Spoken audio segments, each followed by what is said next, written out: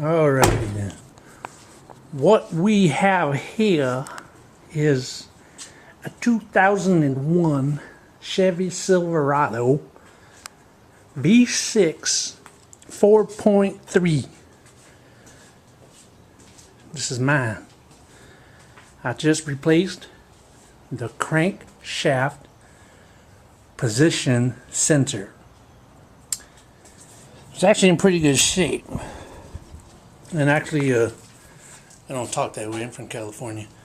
So, I go by Mr. Beans. But anyway, my whole story on this is that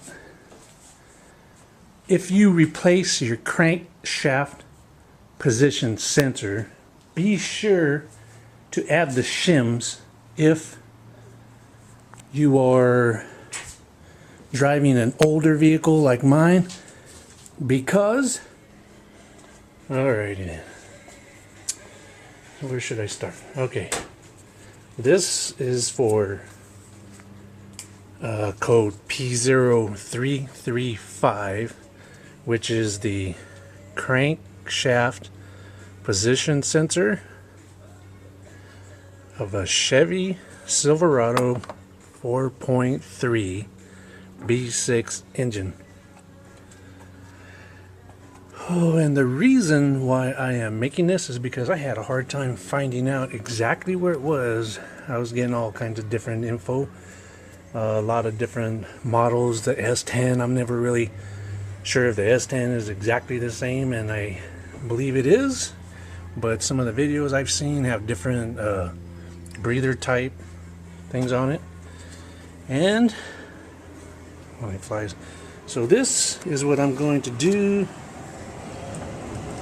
I used a replacement from Pep Boys. I'll tell you why I use that later. And let me show you exactly where it's at. Okay. And so how to locate that thing. And I'm going to tell you that what you do is go directly in front of the truck. See the truck? Directly beneath. I'm going to crawl under so it doesn't get a little sloppy here. I have put a rag there so you can see it a little easier. Right under the bottom pulley. Well, if you can see that, well, right behind that, to the left side, is there's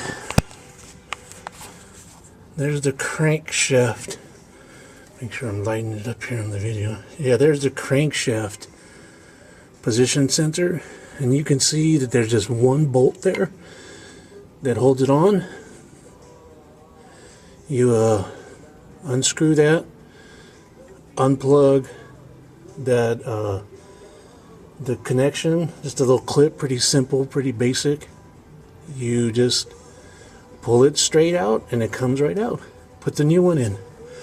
Okay, now I'm going to show you something else. So anyway, it's directly under the bottom pulley on the, I don't even know what that's called, but I don't really need to because I found it. So here, okay, pretty basic stuff. But now what I'm going to do is tell you why I used a replacement from Pep Boys. I actually went to AutoZone too.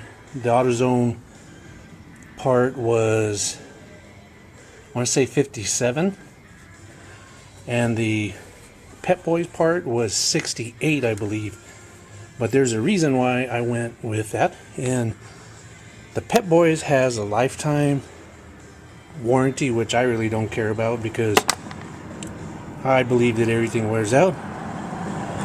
And the biggest reason, I'd like to save $10, but I went to Pep Boys because it comes with a couple of shims that go around the sensor on the side that plugs in.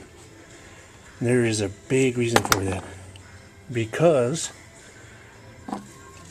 when I was doing my research, hope you can see it, but this is scarred right here, and it's part of whatever it is that it detects, hits that magnet, the sensor part, and it's dug a little groove in there, and that groove, I didn't measure it, but I'm looking at it just out of experience. I'm figuring it's probably 10 thousandths, maybe around there.